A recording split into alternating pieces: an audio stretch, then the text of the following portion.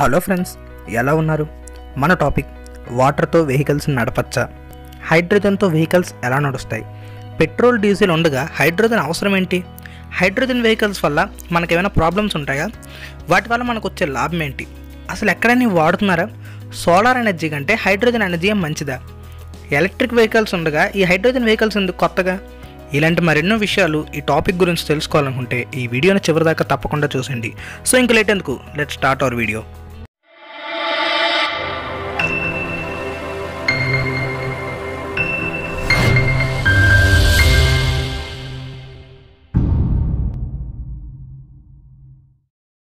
కారో బైకో చేతిలో ఉంటే ఎక్కడికి వెళ్ళాలనుకుంటే అక్కడికి వెళ్ళిపోతాం.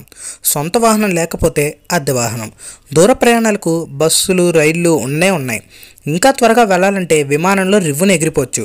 క్రూయిజ్ ఎక్కి సముద్రంలో దేశాలు చుట్టి రావచ్చు. ఈ వాహనాలు ఏవి లేనప్పటి పరిస్థితి మన ఊహకు కూడా అందట్లేదు ఇప్పుడు.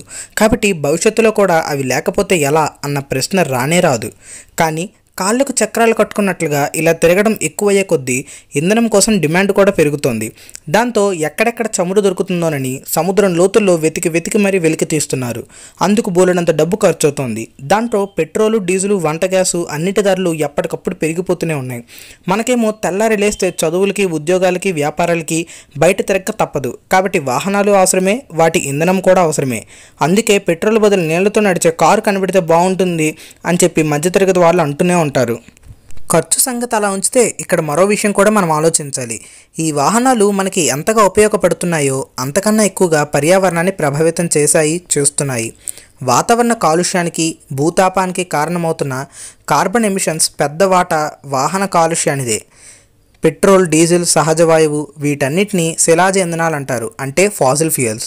వీటిని వెలికి తీసేటప్పుడు పరిసరాలన్నీ కలుషితమై పర్యావరణానికి హాని చేస్తున్నాయి.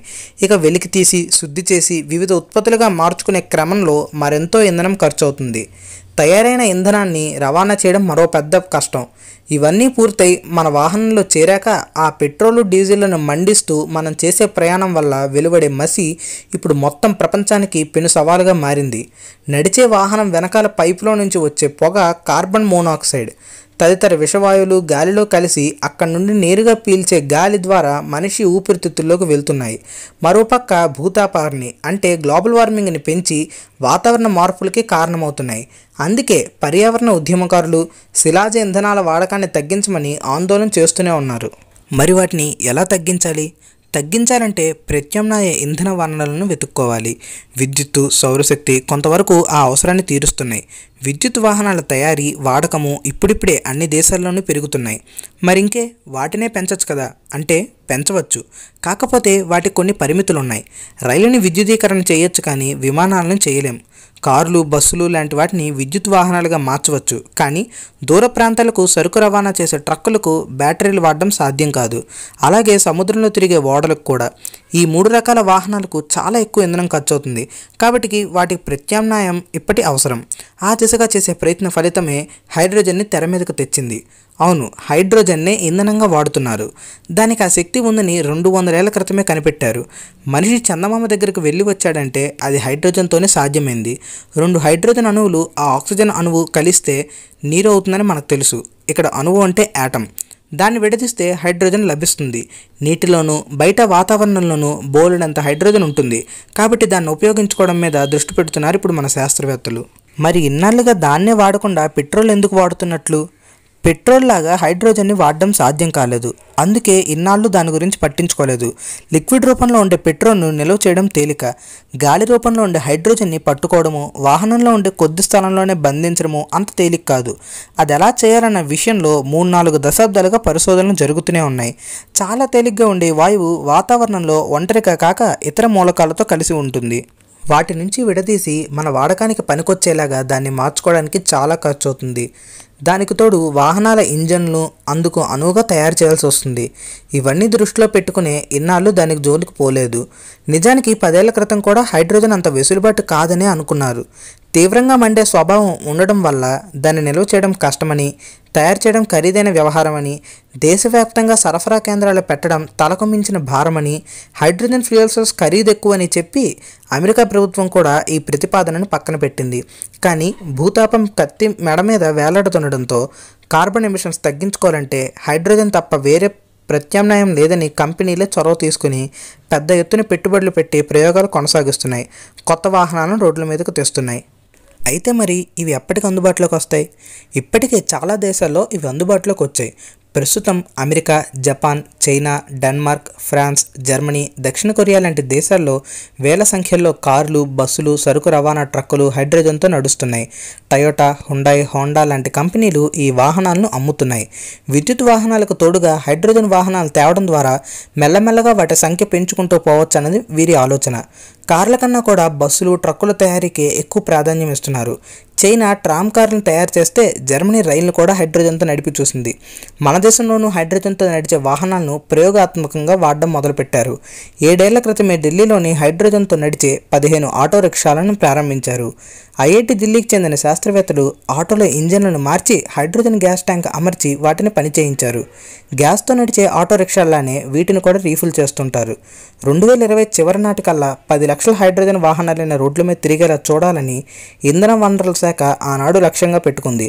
కానీ అంత వేగంగా పని జరగలేదు. తాజాగా ఇండియన్ ఆయిల్ కార్పొరేషన్ ఆధ్వర్యంలో ఢిల్లీలో 50 బస్సుల్ని ప్రయోగాత్మకంగా నడపడం ప్రారంభించారు. అంటే ఈ వాహనంలో హైడ్రోజన్ సిలిండర్ ఉంటుందా?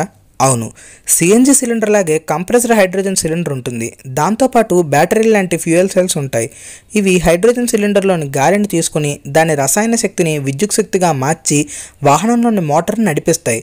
కంప్రెస్డ్ గాలిని ఇంధనంగా మార్చే పని ఈ ఫ్యూయల్ సెల్స్ది. ఎలక్ట్రిక్ వెహికల్స్ ఉన్నాయి కదా, మరి వాటినే వాడచ్చు కదా ఈ హైడ్రోజన్ వెహికల్స్ ఎందుకు? లిథియం అయాన్ బ్యాటరీలు ఇతర దేశాల్లో పనిచేసినంత బాగా మనలాంటి వేడి దేశాల్లో పనిచేయవు. రెండోది, వాటికి కావాల్సిన ముడి సరుకుల్ని తయారు చేసే విధానాన్ని కూడా దిగుమతి చేసుకోవాల్సిందే.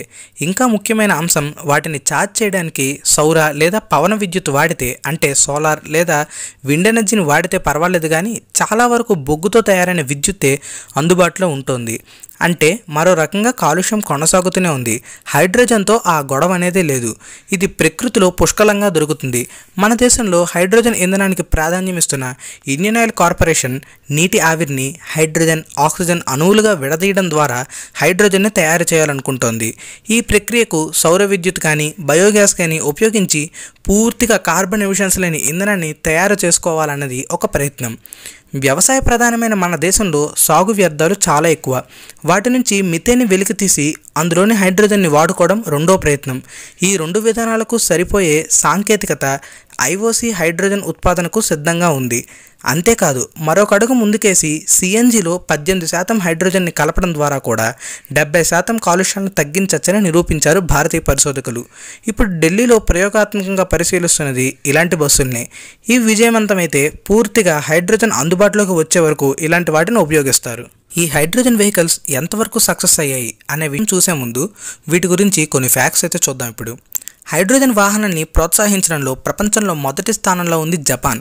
కిక్కిరిసిన జనాలతో ఉన్న తమ నగరాల్లో చిన్న చిన్న అపార్ట్మెంట్లలో ఉంటున్న ప్రజలకు పెద్ద పెద్ద కార్ల బ్యాటరీల నిర్వహణ, ఛార్జింగు సమస్య అవుతోందనుకుని ఆ దేశ ప్రభుత్వం హైడ్రోజన్ వాహనాలనే సరైన ప్రత్యామ్నాయంగా భావిస్తోంది.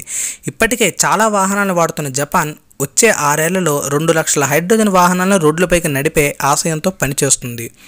వాహనాలను తయారు చేసే పెద్ద పెద్ద కంపెనీలన్నీ కార్బన్ ఉద్గారాలు అంటే కార్బన్ ఎమిషన్స్ తగ్గించడమే లక్ష్యంగా ఇప్పుడు హైడ్రోజన్తో నడిచే వాహనాల తయారీపై దృష్టి పెట్టాయి.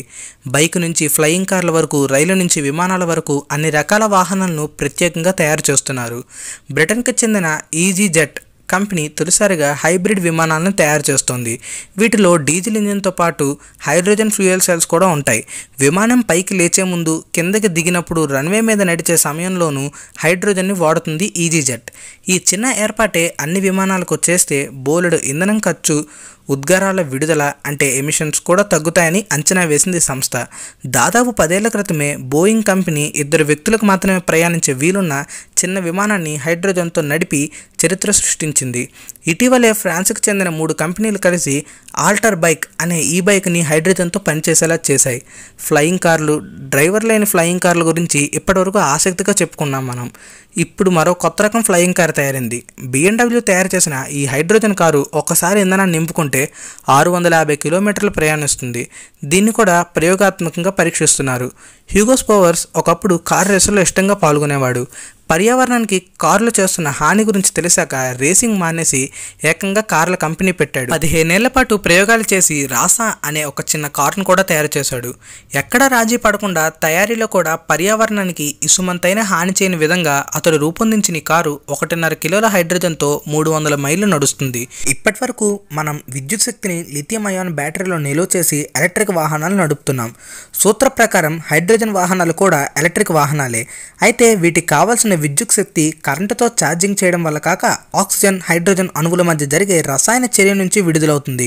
హైడ్రోజన్ ఫ్యూయల్ సెల్లో జరిగే ఆ చర్య వల్ల హైడ్రోజన్ విడిపడి విద్యుత్ శక్తిగా మారి మోటార్ను నడిపిస్తుంది.